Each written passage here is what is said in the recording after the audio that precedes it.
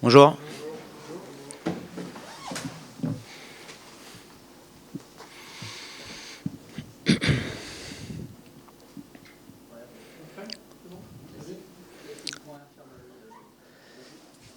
Infirmerie ou absent?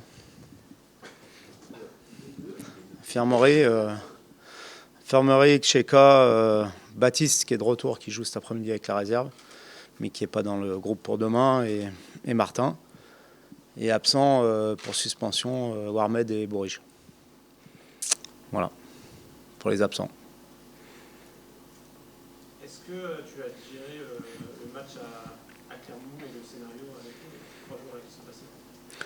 Oui, il faut. Le lendemain, on a toujours l'impression d'avoir pris un 33 tonnes de pleine face. Et puis après, notre job, c'est de repartir, travailler, trouver des solutions, faire les bons choix pour rebondir, parce que c'est ce qui est le plus important. Donc digérer, c'est pas le mot, mais en tout cas, je suis reparti dès le lendemain avec l'intention de corriger certaines choses et de montrer un visage qu'on a l'habitude de montrer à domicile, en tout cas. Est-ce que c'est plus facile avec cette équipe de préparer la réception du PSG qu'un déplacement à Clermont? Je dirais pas ça, je pense pas qu'on soit que ça soit volontaire, mais en tout cas, c'est bien d'accueillir une grande équipe. Ici, c'est une motivation supplémentaire et je pense que ça va nous permettre aussi de nous resserrer encore plus. Il faut que tu recomposes complètement tes couloirs offensifs avec la suspension de Bourige et la blessure de Martin. Comment est-ce que tu as envisagé la chose sur ces derniers jours? J'ai beaucoup réfléchi et vous verrez demain parce qu'il y a plusieurs possibilités. Il faut choisir celle qui sera le plus adaptée d'abord à notre équipe, mais aussi à l'équipe contre qui on joue, parce qu'on ne joue pas contre n'importe qui. Ça s'inspire forcément de ce qu'a fait Lens dernièrement sur le PSG? Non, mais il n'y a pas que Lens. Je pense qu'il faut s'inspirer par rapport à nos forces aussi. On n'a pas les mêmes caractéristiques que Lens. Donc il faut s'inspirer de nos points forts et des caractéristiques de notre équipe, et non pas de Lens, parce que ce n'est pas comparable. Est-ce que vous êtes privé de vos 2 meilleurs joueurs, évidemment sans faire offense aux autres, mais on a l'impression quand même que c'était les deux qui portaient vraiment l'équipe? Comment? Pardon, j'ai pas compris le début de la question. Oui. sont vraiment les deux qui portaient l'équipe. Là, vous êtes vraiment orphelin de ce match-là. Oui, mais il y a deux façons de voir les choses. Soit on s'apitoie sur notre sort en se disant qu'on n'a pas de chance, que c'est malheureux, etc. Bien sûr, on est tous déçus. Et puis la deuxième solution, c'est de faire aussi avec des joueurs différents, mais qui ont aussi des points forts et qui peuvent nous apporter des choses différentes. Et c'est à nous, le staff, et à moi en particulier, de trouver les bonnes associations pour être performants demain. Kamaldine avait été très bon l'an dernier contre le PSG. On ne le voit plus beaucoup depuis le match contre le Fenerbahçe. Est-ce que ça peut être une tentation pour toi de le relancer face à un adversaire? Mais demain, pour être performant, il faudra être performant collectivement. L'année dernière, ce qui a fait notre force contre Paris, c'est que collectivement, on avait fait un grand match. On avait aussi eu de la réussite, et il en faut tout le temps face à ce genre d'équipe, parce qu'ils avaient eu quand même quelques occasions avant qu'on ouvre le score. Mais on avait fait une performance collective extraordinaire. Et après, à travers la performance collective, il y a forcément des joueurs qui ressortent, et notamment les attaquants en général. Donc c'est ce que j'attends de mon équipe demain, qu'elle montre un visage collectif et une force collective face à la meilleure équipe du championnat. Le fait que Benjamin Bourigeaud ne se suspendu qu'un match, ça rétablit une forme de justice quand même? Non, non, parce qu'il n'aurait pas dû être suspendu. La vraie justice, ça aurait été qu'il ne soit pas suspendu. Mais voilà, moi j'apprécie beaucoup M. Turpin. J'aime beaucoup comme arbitre. Je pense qu'il a été un peu comme nous. Il a passé un peu à côté de son match, mais ça arrive.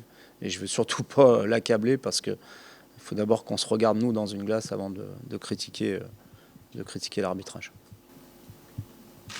Benjamin va rater son premier match de Ligue 1 depuis février 2020. C'est quand même énorme. Qu'est-ce que ça dit aussi de lui et de l'importance qu'il a évidemment dans notre équipe? Je ne connaissais pas cette stat, mais ce que ça dit d'abord que c'est un joueur très important pour l'équipe.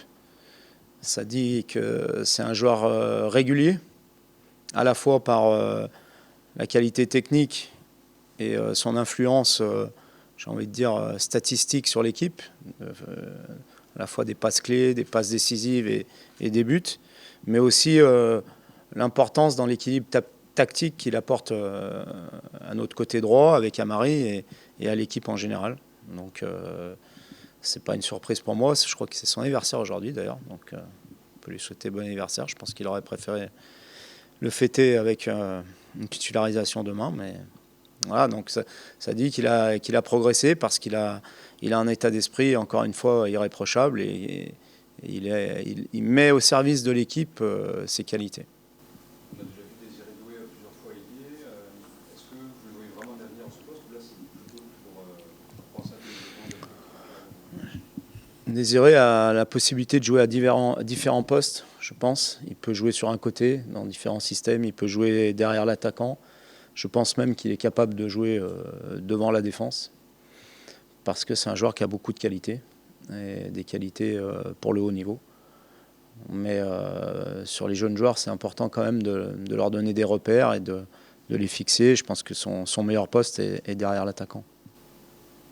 Dernièrement, en tout cas la semaine dernière, vous aviez bien réussi contre le PSG. Est-ce que finalement l'idée pour les gêner, c'est d'essayer de jouer au maximum et d'avoir une possession De toute façon, c'est notre philosophie et on ne va pas se renier. Maintenant, il faut aussi être lucide. Encore une fois, on a en face de nous la meilleure équipe du championnat, le meilleur entraîneur du championnat et les meilleures individualités du championnat. Donc il faut aussi être intelligent et être capable contre eux de bien défendre parce que c'est aussi très très important. Mais je pense qu'on a aussi dans l'esprit de vouloir jouer notre jeu parce que si c'est pour attaquer le match en se disant qu'on veut absolument défendre et essayer de jouer par exemple un 0-0 ou se dire voilà, on va essayer d'encaisser le moins de buts possible, c'est pas notre philosophie, c'est pas ma façon de voir le foot. Donc on jouera pour gagner, on jouera avec nos armes et puis on verra ce que ça donne après 90 minutes ou 95 minutes. Comment ? Oui. Oui, mais honnêtement, je préfère perdre 1-0 dans les conditions dans lesquelles on a perdu au parc, c'est-à-dire en essayant de gagner, que d'aller au parc, par exemple, pour se dire si on fait 0-0 ou qu'on perd 1-0 et qu'on passe pas le milieu de terrain, c'est un bon résultat parce qu'on aura fait le... Voilà, donc nous, c'est vrai qu'on avait des regrets quand même d'être pris en compte à l'extérieur, mais on a essayé d'aller gagner puisque sur l'action précédente, on a attaqué en nombre. Et c'est aussi ce que je demande à mes joueurs, donc on ne va pas se renier. Maintenant, on va essayer d'être un peu plus intelligent sur certaines transitions. Mais en tout cas, on doit jouer notre jeu. Une précision sur Cheka, est-ce que tu as une idée de la durée? Est-ce que ça va prendre prochainement ou est-ce que Non, on attend encore différents avis pour savoir si il aura besoin d'une intervention ou pas. Et donc, son indisponibilité dépendra de la décision des médecins et des chirurgiens notamment. J'ai l'impression que c'est une blessure. Oui. Oui. Au-delà de votre victoire en dernier contre Paris ici, ces 3 dernières années, Paris a perdu 2 fois, fait nul ici. Est-ce que dans l'approche psychologique, pour affronter un tel adversaire, ça compte et il faut s'appuyer là-dessus? Oui, ça compte. On a aussi l'appui de notre public qui va nous porter.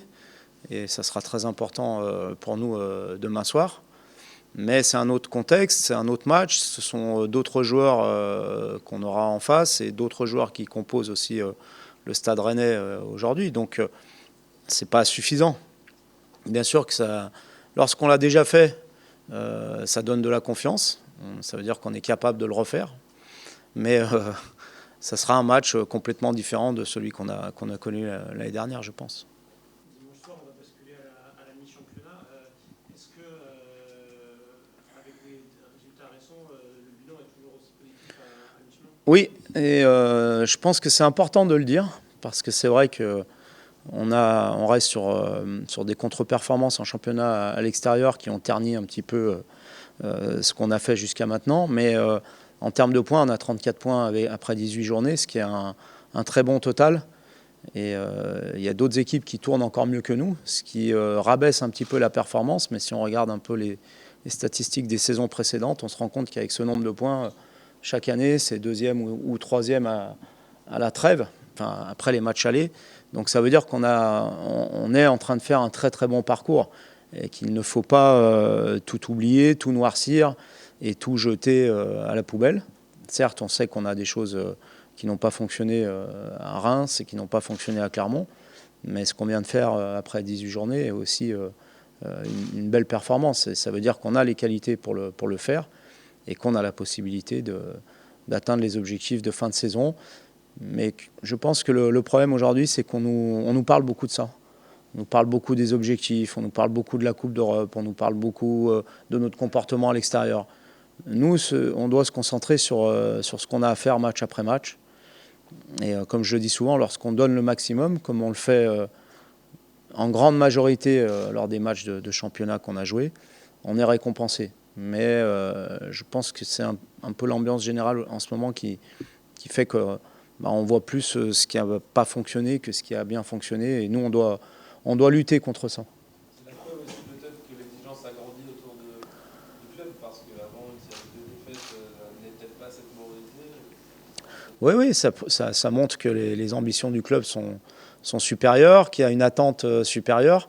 Mais nous, acteurs, on ne doit pas être touchés par rapport à ça. Est-ce que vous auriez préféré que Kylian Mbappé rallonge un tout petit peu ses vacances Mais bon, si Galette est fair play, il devrait, comme on a 2 joueurs importants qui sont absents, il devrait se priver de 2 joueurs importants. Normalement, c'est ce qu'il va faire, je pense. Non, on n'a pas échangé, mais on a une très bonne relation. Moi, j'ai beaucoup de respect pour son parcours. C'est pour moi le meilleur entraîneur français sur la durée, sur ce qu'il a fait à Saint-Etienne, ce qu'il a fait à Lille, ce qu'il est en train de faire aussi avec le PSG. Et c'est quelqu'un avec qui je m'entends bien aussi en dehors de l'aspect professionnel. Est-ce que c'est un peu un modèle de carrière pour toi Moi, j'ai pas de plan de carrière, mais c'est vrai qu'on a un profil qui se ressemble un petit peu. Il a été adjoint, même si lui, il a beaucoup plus d'expérience que moi, parce qu'il a commencé beaucoup plus tôt, au très haut niveau, je parle, dans les staffs. Mais on a un peu le même profil de carrière, c'est-à-dire qu'il a été adjoint, il est passé numéro 1 dans le club où il avait été déjà adjoint avec Alain. Puis il a grandi petit à petit de par les expériences et les résultats qu'il a eus. Parce qu'il a, dans chaque club où il est allé, il a rempli les objectifs et même fait mieux que remplir ses objectifs de départ. Donc j'espère faire la même chose. Est-ce qu'on peut stopper Kylian Mbappé? Est-ce qu'il y a un plan ou est-ce que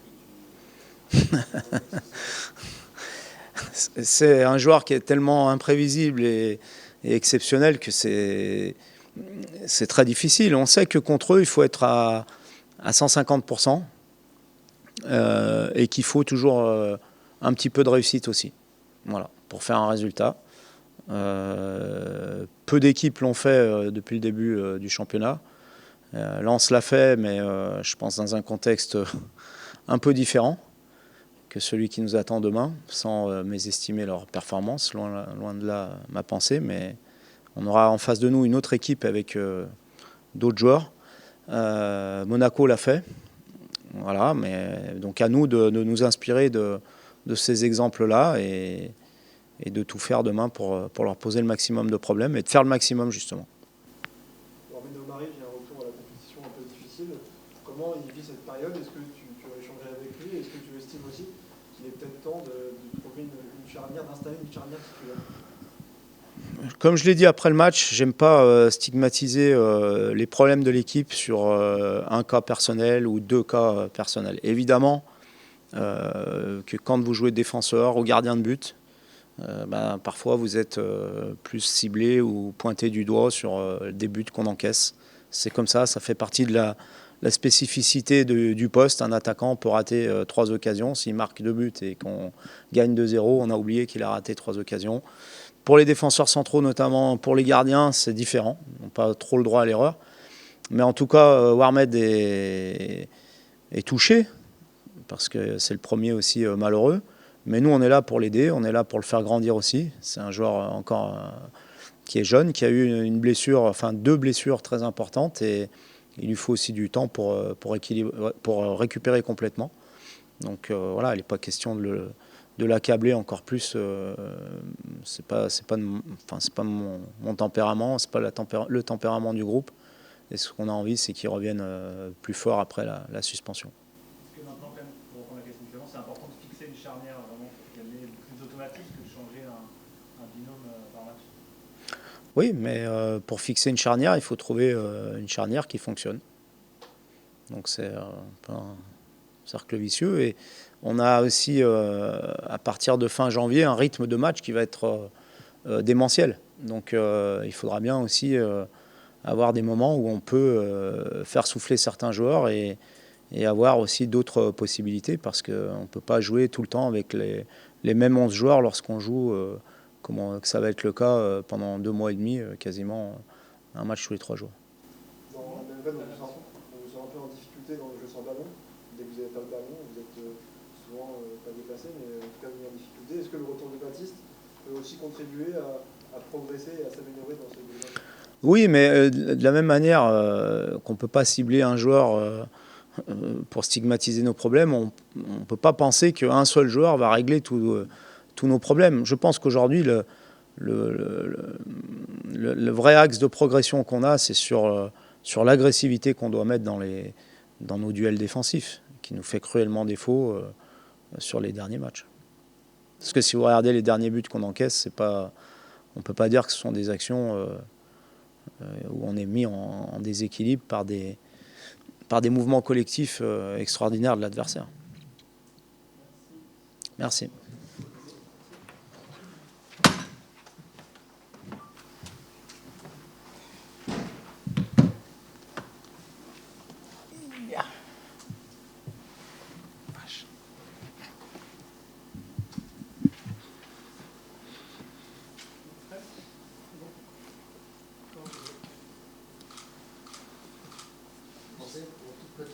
Pour tout de suite, une information qui est tombée ce matin, est-ce que tu arrêtes ta carrière internationale et si oui, pourquoi? On perd pas de temps. Ouais, déjà j'étais moi-même surpris de voir ça ce matin, parce que j'ai pas pris la parole et j'en ai pas parlé. Maintenant, c'est vrai que c'est une décision qui a été prise pour moi dès la fin de la compétition. J'ai vécu des grands moments avec l'équipe de France. Ça a été pour moi un privilège et un bonheur de passer tous ces moments. Mais aujourd'hui, il est temps pour moi aussi, parce que à 37 ans, je pense que c'est le moment. Il y a des jeunes qui arrivent derrière qui ont beaucoup de qualité. On a vécu aussi, en même temps, ça permet aussi on va dire, de boucler la boucle avec Hugo. On a commencé ensemble, on termine ensemble. J'ai pas eu le nombre de sélections qu'il a, mais j'ai vécu beaucoup de choses avec lui. Et c'est avec beaucoup de fierté, beaucoup d'émotions et de plaisir que j'ai vécu tout ça. Donc aujourd'hui, effectivement, pour moi, l'équipe de France s'arrête là. On a parlé justement avec Hugo, tous les deux.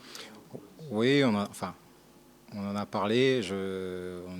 Hugo était dans la réflexion. Moi, je le savais déjà. Et effectivement, au final, on est arrivé à la même décision. Après, c'est sûr que moi, c'est un peu différent d'Hugo. C'est pour moi une décision qui arrive logiquement, parce que j'ai vécu beaucoup de saisons, parce que je suis aussi plus vieux qu'Hugo aussi. Donc pour moi, c'était le moment et c'était normal aujourd'hui d'arrêter. C'était déjà dans ta tête avant la Coupe du Monde, tu savais que c'était ta dernière? Oui, déjà, je me suis senti très privilégié de pouvoir participer à cette Coupe du Monde. J'ai eu une saison dernière qui a été compliquée, j'étais plus trop appelé aussi par rapport à mon faible temps de jeu et le fait d'avoir retrouvé du temps de jeu ici, d'avoir été performant sur cette première partie de saison et puis les circonstances avec la blessure de Mike m'ont permis de pouvoir vivre aussi cette dernière et très grande compétition. On aurait tous aimé que ça se termine avec une 3e étoile, mais malheureusement ça ne s'est pas terminé comme on le souhaitait, mais on a fait quelque chose de grand et on a eu une belle aventure et c'est bien aussi de savoir s'arrêter quand il faut. Ça va aider ton choix aussi de venir à Rennes cette saison? Oui, c'est sûr que ça m'a donné raison. Ça a été un choix difficile tant la tâche que j'ai avec l'Olympique de Marseille, mais le fait de pouvoir retrouver du temps de jeu, de pouvoir être sur le terrain et d'être performant, ben ça m'a aidé aussi à pouvoir être dans le groupe pour ce mondial au Qatar et de vivre cette expérience qui a été une très très grande expérience. Tu as commencé ta carrière en bleu en 2008. Ouais. 35 sélections. Bon, il y a un moment, on imagine lequel, mais lequel tu viens Tout le monde le sait, hein, c'est en Russie 2018 parce que c'est quelque chose de grandiose, quelque chose d'énorme. On a fait en Russie vraiment avec un groupe extraordinaire, quelque chose de magnifique avec ce titre de champion du monde. Encore une fois, on aurait pu en vivre une seconde il n'y a pas si longtemps au Qatar, mais ça n'a pas été le cas. Mais c'est sûr qu'il y a énormément de moments pour moi, que ce soit négatif ou positif, parce que dans les moments négatifs, ben, on apprend. Et dans les grands moments, ben, c'est des émotions qui sont extraordinaires et qui sont inoubliables. Et je serai toujours reconnaissant, je serai toujours fier d'avoir pu participer à tous ces moments-là avec l'équipe de France. Tu as parlé des jeunes tout à l'heure qui arrivent. Comment tu vois justement l'évolution de ce poste un peu chez les Français? Parce que vous avez un peu verrouillé le poste. Je ne sais pas trop comment ça va se passer, mais j'ai lu l'article d'Hugo et je suis assez d'accord avec lui sur les jeunes et les noms qu'il a pu citer. Aujourd'hui, c'est sûr que Mike a une grande longueur d'avance parce que il l'a montré, parce qu'il est performant et parce qu'il est présent. Ensuite, il y a beaucoup de jeunes de qualité aussi qui arrivent, que ce soit Brice, que ce soit Alban qui est présent aussi, Alphonse aussi présent. Il y a le petit Chevalier à Lille qui est là aussi. Mais il y a énormément de qualité chez le poste de gardien de but et là-dessus, je ne suis pas inquiet pour l'équipe de France. Didier Deschamps, tu le connais bien, il va continuer. Est-ce que tu penses que c'est une bonne solution pour que ce état de service peut-être pour lui, évidemment? Bien sûr que c'est une bonne solution quand on voit les résultats qu'il a pu avoir avec l'équipe de France sur les dernières grandes compétitions. Aujourd'hui, finale de l'Euro, champion du monde, finale de Coupe du Monde, avec une génération aussi qui arrive avec un gros talent. C'est un coach qui sait comment gagner, qui l'a prouvé. Et aujourd'hui, par rapport aux résultats et par rapport à tout ce qu'il a pu apporter à cette équipe de France, il mérite amplement de continuer. Et surtout, je suis persuadé qu'ils vont encore gagner des titres. Comment tu as vécu aussi les affaires des derniers jours avec les membres de la fédération? Comment tu as vécu tout ça? C'est jamais évident de voir tout ça et de suivre ça. Maintenant, concernant le président, on est tous conscients et lui-même que ses propos étaient inappropriés et surtout envers une légende du football comme Zinedine Zidane. Maintenant, je crois savoir qu'il y a un audit qui est en cours. On attendra la fin pour pouvoir complètement débattre, mais c'est sûr que c'est jamais une bonne chose quand les choses se passent de cette manière. Tu annonces cette décision avant un gros match contre le PSG, un gros match à Marseille. Est-ce que c'est une sorte de je l'annonce parce que je l'ai vu ce matin, tout simplement. Je ne suis pas là aujourd'hui à la base pour parler de ça, mais Comme vous, je l'ai vu ce matin, et comme vous, je pense que vous me parlez que de ça alors qu'il y a un match important demain. Mais ce n'était pas mon idée première aujourd'hui d'en parler, tout simplement parce que j'en avais parlé déjà au sélectionneur et au coach. Et par rapport à mon vécu, qui n'est pas du tout le même que celui d'Hugo, et mon importance, on va dire, que ce soit Hugo ou Karim qui eux l'ont annoncé, j'allais pas forcément le faire, mais maintenant que c'est sorti et que vous me posez la question, oui, je le dis, mais ma décision, elle avait été prise déjà depuis un petit moment, et l'annonce se fait aujourd'hui parce que vous êtes bien informé, je sais pas comment d'ailleurs, mais voilà, quoi, c'est aussi simple que ça. Le timing n'était pas calculé du tout. Qu'est-ce que ça t'a apporté, cette carrière internationale? Évidemment, il y a l'expérience, il y a le palmarès, les émotions, etc. Mais à titre personnel, d'incarner avec d'autres l'équipe de France. À titre personnel, c'est avant tout, et je le répète, une très très grande fierté, un grand honneur. L'équipe de France, c'est pour un footballeur ce qu'on peut voir de plus haut et de plus grand. Et en plus, j'ai même eu la chance de pouvoir toucher de ce qui se fait de mieux, on va dire, avec ce titre de champion du monde. Il y a eu énormément d'émotions, de pouvoir côtoyer des joueurs mais grandioses, de toute génération, de vivre des moments, de voyager, de pouvoir représenter son pays, qui est quelque chose aussi de fort. Donc pour moi, c'est avec vraiment beaucoup d'émotion que je parle de ça, parce que je me rends compte que sur ces 14 ou 15 années, j'ai vécu vraiment des moments extraordinaires, et que j'ai été vraiment un grand privilégié de pouvoir partager tous ces moments, et surtout d'être appelé régulièrement au sein de la sélection. Il y a un match demain, Steve. Oui. C'est un adversaire que tu connais bien, évidemment. Est-ce que c'est encore quelque chose, un adversaire spécial pour toi, compte tenu des longues années? Forcément, ça reste toujours un adversaire spécial, parce que, comme je l'ai dit aussi, j'ai passé énormément de saisons à Marseille. On sait très bien qu'il y a une grande rivalité. Aujourd'hui, c'est sûr que le contexte est différent. Mais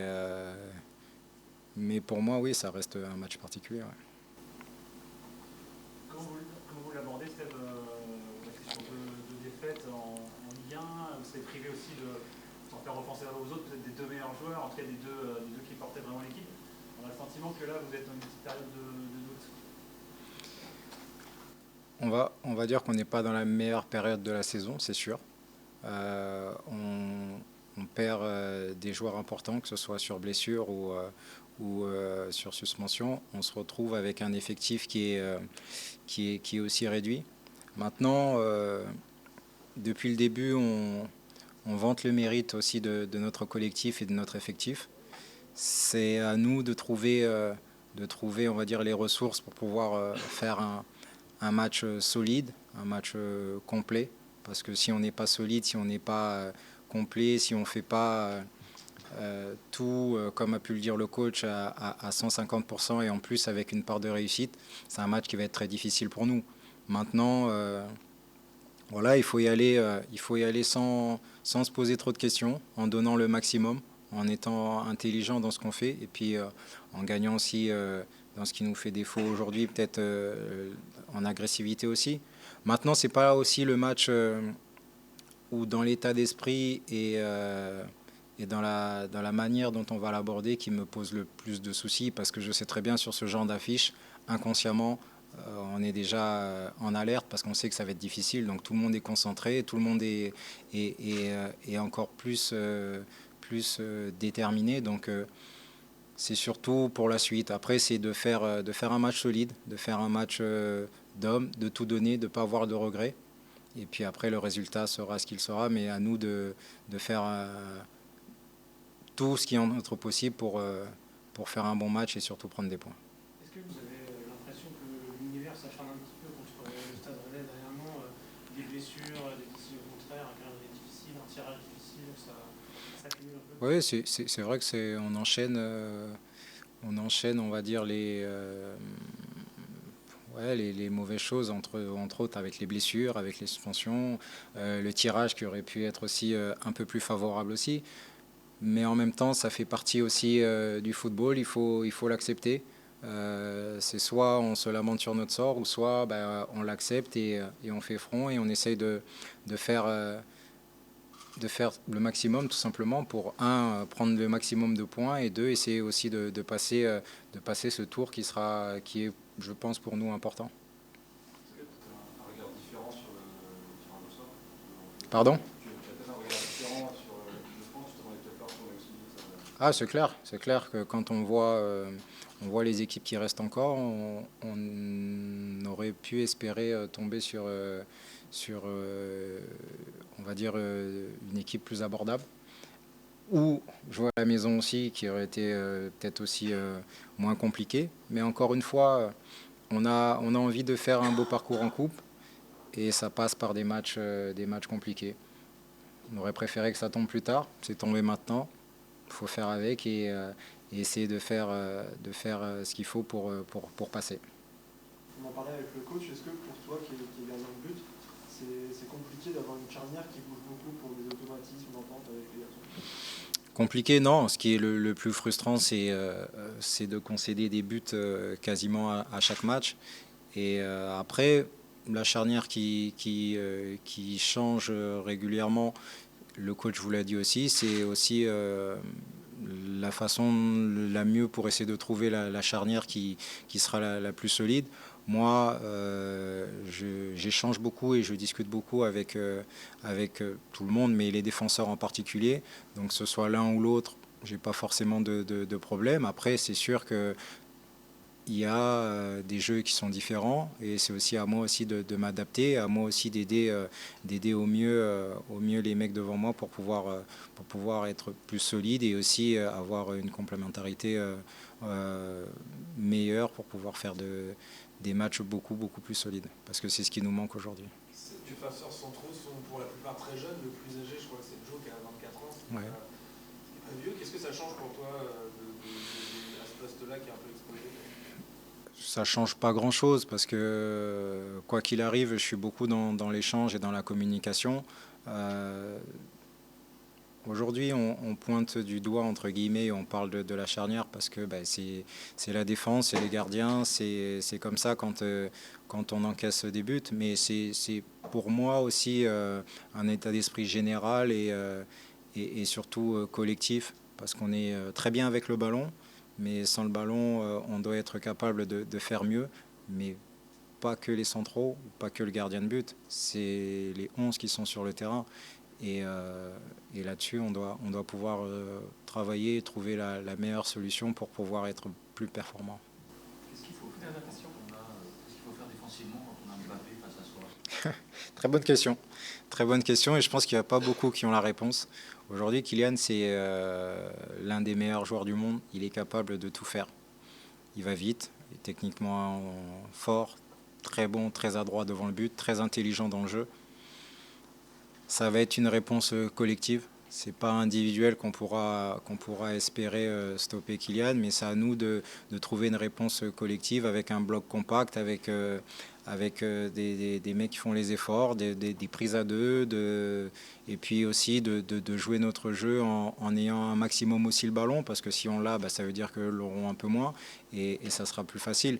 Mais une solution individuelle, c'est très compliqué. Ça dépend, elle est intéressante ou pas. Vas-y, dis-moi. Ça fait maintenant 6 mois que tu es arrivé à Rennes. Comment s'est passée ton intégration à la ville, ton adaptation à un nouvel environnement? J'y ai déjà répondu, mais mon adaptation et mon intégration s'est très bien passée ici. J'ai été superbement bien accueilli, que ce soit par les supporters, par les dirigeants, par les joueurs, par tous les salariés du club. Et sincèrement, ça a été pour moi plus facile aussi de m'adapter, parce que l'accueil a été très chaleureux et a été extraordinaire. Donc je me suis bien adapté. Je m'habitue un peu moins au climat, mais on fait avec, c'est comme ça. Voilà. Merci beaucoup. Merci. Au revoir.